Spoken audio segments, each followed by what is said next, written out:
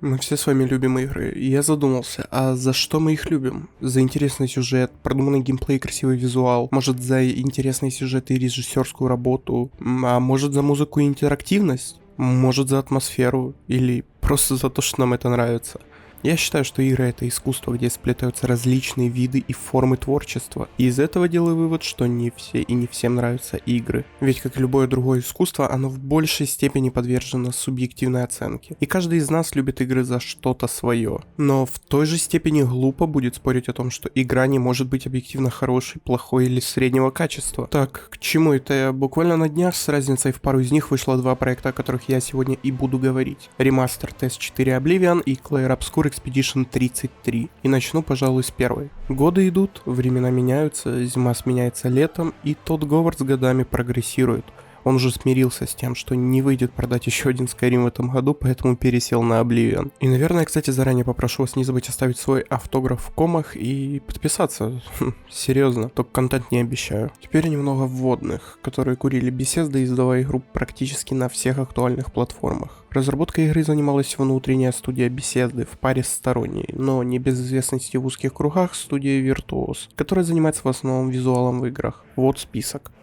Внушительно, правда? Еще если опираться на источник для самых умных и самой проверенной информации, и, к сожалению, это не рифмы и панчи, а Википедия, то мы узнаем, что скелет игры по-прежнему стоит на движке 2001 года, и лишь визуальная составляющая переделана на Unreal Engine 5. И отсюда можно, наверное, сразу перейти к каким-то выводам. Я, конечно, понимаю, что ремастер Облы сделан больше как на безрыбье и рак рыба, то есть для того, чтобы фанаты свитков хотя бы продолжили ждать шестую часть. Но у меня из того, во что я поиграл, следует сразу несколько мыслей. Во-первых, почему ремастер, а не ремейк? Я, конечно, понимаю, что многих устраивает и это, но мне непонятно, почему Bethesda решила, что хорошая идея взять морально старую игру. И я сейчас не только про визуальную составляющую, а и про то, как оно все играется в общем. Да и в целом взять игру, которой скоро стукнет 20 лет, и сделать ремастер. Когда на сегодняшний день игра даже с красивой картинкой ощущается уставшей. Да и для Облы красивая графика, увеличенная жопа от Ронаха и исправленные физиономии персонажей не особо спасают ситуацию. И по итогу получается так, что мы получаем старую игру со старыми проблемами, к которым добавились новые. Говоря про новые проблемы, я имею в виду проблемы с оптимизацией.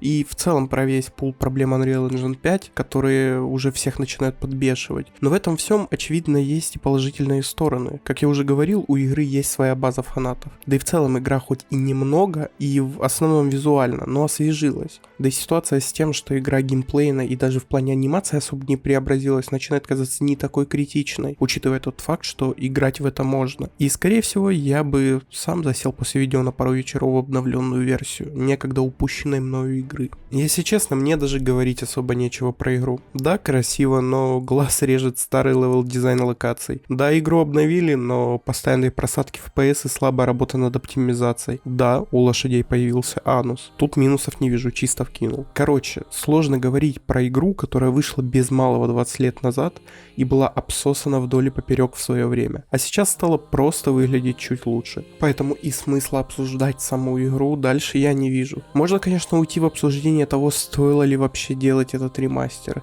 и о том, что бы мы получили в каких-то иных ситуациях. Но что случилось, того не миновать. И если кратко, то кто в свое время пропустил четвертые свитки, тем определенно рекомендую ознакомиться. Лично мое мнение, что можно было и лучше, но и так норм. Теперь перейдем к тому, для чего мы здесь и собрались. Clair Obscur Expedition 33 JRPG от французов, выходцев из Ubisoft и выпущенная из-под крыла Kepler Interactive, которая издавала Scorn и Sifu. Игра сделана на Unreal Engine 5 и с момента выхода взорвала интернет. 500 тысяч копий за день и миллион за 3. И не буду тянуть интригу. Да, игра красивая, да, оптимизированная, да, жутко интересная. И да, давайте разбираться, как французам удалось всего в 30 голов своять вполне реального претендента на игру года. И начать обсуждать игру я, пожалуй, хочу с достаточно базовой для JRPG штуки.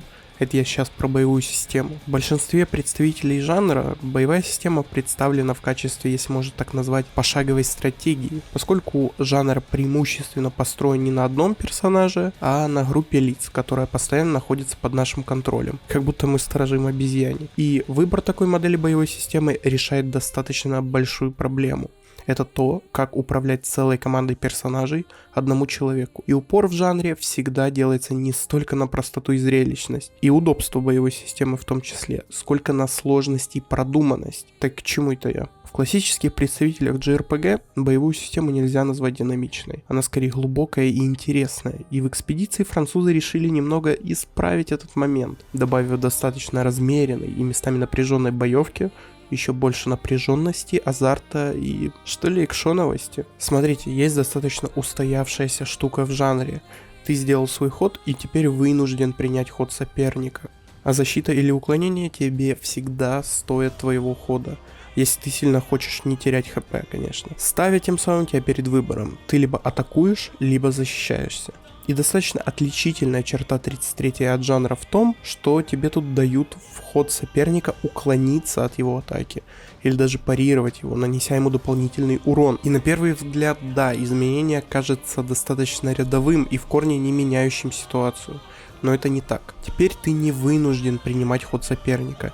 Теперь игра хочет сместить твой фокус с различных расходников на противника. Тебе интересно запоминать тайминги их атак. Тебе теперь нужно наблюдать за противником, чтобы успевать реагировать. И если QTE как способ придать динамику игровому процессу штука не новая, то возможность уклоняться и парировать противника в процессе его хода делает игру сильно живее. В остальном в геймплее все реализовано на уровне. Перемещаться вне боевых ситуаций удобно. Каждый персонаж имеет свои особенности ведения боя и свою уникальную механику. Удобный интерфейс, система пассивных бафов персонажей под названием Пиктасы, достаточно гибкая прокачка. Во всех этих пунктах в целом нет ничего кардинально нового для жанра, но то, что есть, выполнено на высоком уровне. Играть в игру банально удобно. Видно, что проект дружелюбен к игрокам, никогда не игравшим в японские ролевки, и хочет привлечь себе как можно больше западной аудитории. Теперь поговорим немного про историю.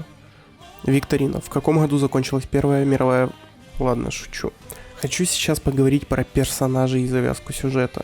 Начну с последней. Мы находимся в достаточно абстрактном на первый взгляд мире, где божество, сидящее над ним и именуемое художницей, решило сократить число человек до нуля. Поэтому нарисовала на камне число и каждый год уменьшала его на 1. И каждый, кто достиг возраста числа или старше, умирает. Этот день переписи населения люди назвали Гамаш. И каждый год самые старые жители острова Люмьер отправляются в экспедицию для уничтожения художницы на захваченный ею континент. И в этот раз это число 33. Как по мне, идея мира, где людей приперли к стенке каждый год на протяжении жизни кто-то умирает, и еще и поданная под большим количеством тайн, выглядит интересно, учитывая тот факт, что Dark Fantasy как сеттинг в играх используется не часто. По крайней мере, последний представитель темного фэнтези — это Elden Ring, которому уже 3 года. И лично мне за историей безумно интересно следить в большинстве своем из-за персонажей. Они уж очень хорошо сделаны.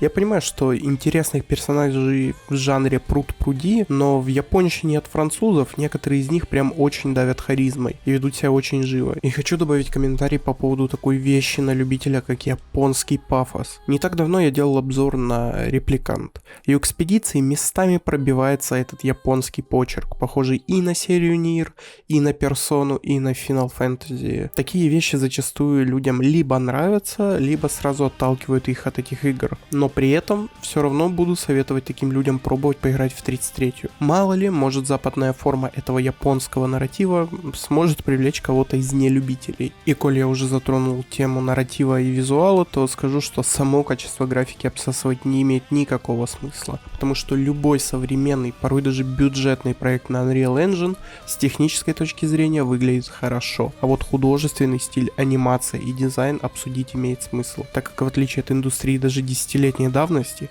сейчас намутить красивую графику может кто угодно, а сделать картинку живой и приятной единицей. Если говорить про визуал в Экспедиции 33, то можно сказать, что выглядит балдежно. Игра постоянно бросает в тебя красивые и интересные локации, причем с завидным постоянством, плюс-минус раз в час окружение, противники и пейзажи меняют друг друга, не давая глазу заскучать. Кстати, забыл упомянуть, что геймдизайн верен жанру, в том плане, что схема передвижения по игре такова. Есть уровень, в 33-й, как правило, достаточно большой, и я первый час вообще думал, что игра бесшовная. И есть глобальная карта, по которой ты уже больше в изометрии перемещаешься между большими локациями. И переходов в игре не очень много, хотя локаций достаточно. В целом ощущается целостность мира. Музыка тоже балдеж, звучит прикольно, стоит где надо, общее впечатление не портит, а усиливает. Короче, предлагаю поставить лайк этому видео и ввести на канале 3 градации оценки новинки. Балдеж, норм и внимание коррупция. Если ремастер Blaze что-то потенциально близкое к коррупции, но в целом норм, то Clear Obscure Expedition 33 определенно балдеж.